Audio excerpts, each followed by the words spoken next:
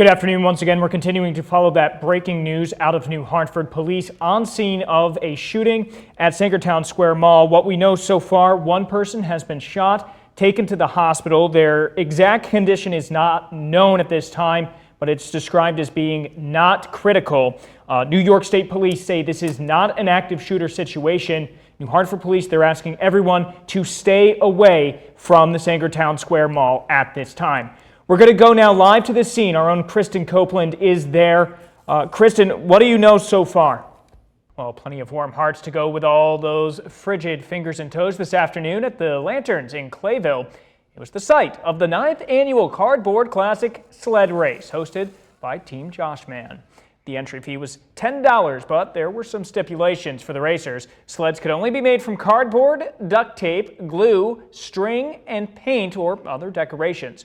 Proceeds from the race benefit Team Joshman and the American Heart Association's Heart Run and Walk. Good evening. It's been just over 48 hours since 13-year-old Ya Mue was shot and killed during an encounter with Utica police. Tonight, a community still grieving from the tragedy met with the city's mayor to get answers for their many questions. Now, our cameras were not allowed inside that meeting, but we were, however, able to speak with community representatives and the mayor afterwards.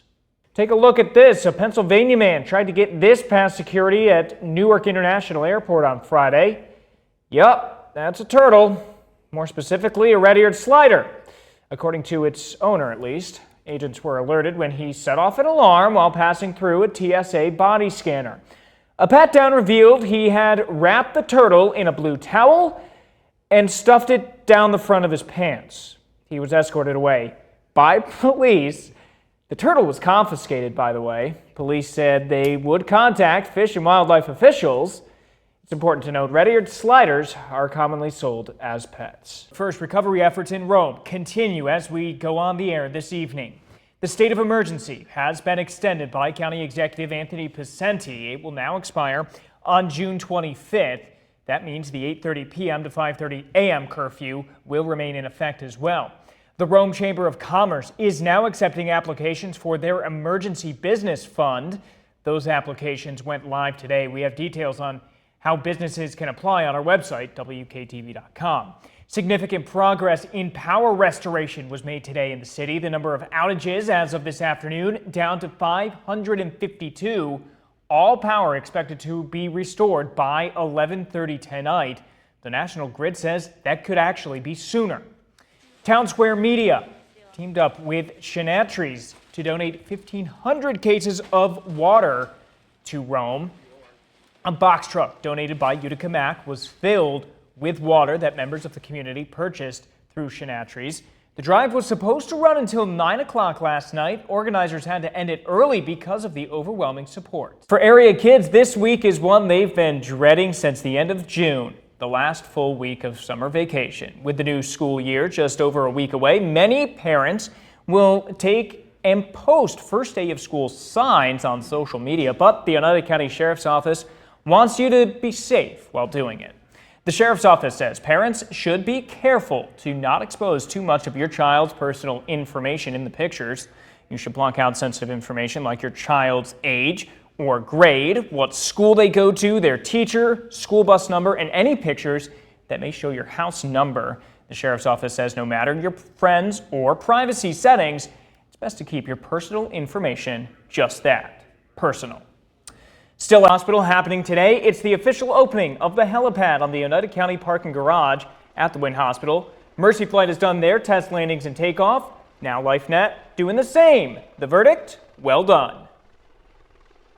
In discussion with my lead pilot, Brian Smith, who came in earlier with the aircraft, he said this was an amazing helipad with the layout, geography, and looks forward to using it.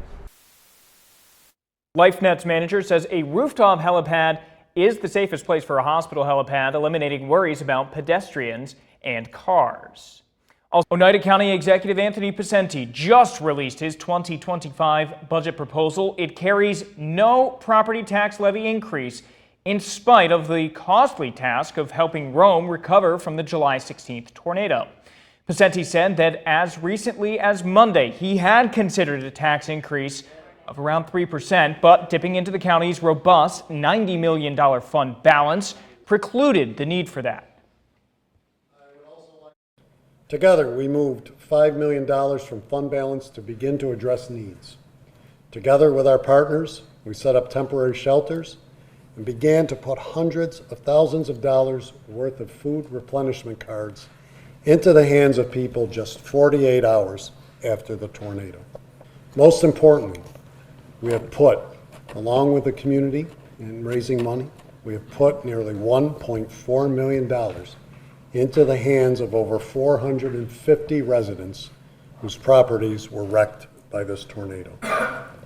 We'll have much more on the county executive's budget proposal tonight on the Live at 5 News Hour and News Channel 2 at 6. Good evening. Firefighters from around Otsego County raced to the scene of a house fire in Lawrence this afternoon.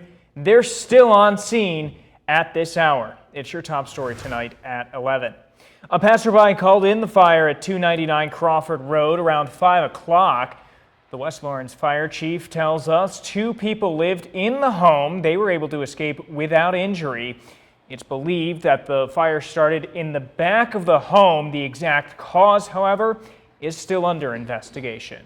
Following that devastating tornado that struck Rome on July 16th, life for many Rome residents became anything but normal. Today, one more step towards normalcy was taken as Rome Elks Lodge 96 reopened for business. Right on West Liberty Street, the lodge sustained damage to its roof when a few of its chimneys were blown off, leaving a sizable hole in the 3rd floor ceiling and causing interior structural damage as well. The past 6 weeks have been spent getting the lodge ready to reopen, making sure everything was structurally sound, and getting the official okay from the health department. Eric Coleman, the exalted ruler of the Rome Elks, says it's good to have people back in the lodge, and when you consider the damage done to St. Mary's Church just a few hundred feet away, the day is even more special. It just shows how Mother Nature doesn't, she doesn't discriminate, but, it's like sometimes there's no method to her madness. You see the building next door to us didn't have any roof damage at all, and we had chimneys knocked down and fall into our building. A lot of our members, they look to come to this place, and this is like a second home for them. So having this 6-week stretch where they weren't able to come down and enjoy the club, it was like we kind of had a bunch of orphans. The Rome Elks Lodge is open 7 days a week. For a list of hours, head over to our website, WKTV.com.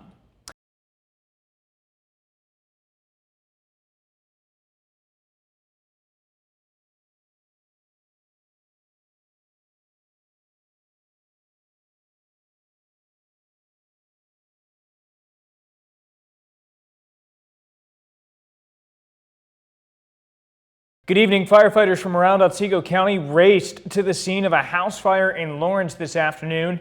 They're still on scene at this hour. It's your top story tonight at 11. A passerby called in the fire at 299 Crawford Road around 5 o'clock. The West Lawrence fire chief tells us 2 people lived in the home. They were able to escape without injury. It's believed that the fire started in the back of the home. The exact cause, however, is still under investigation.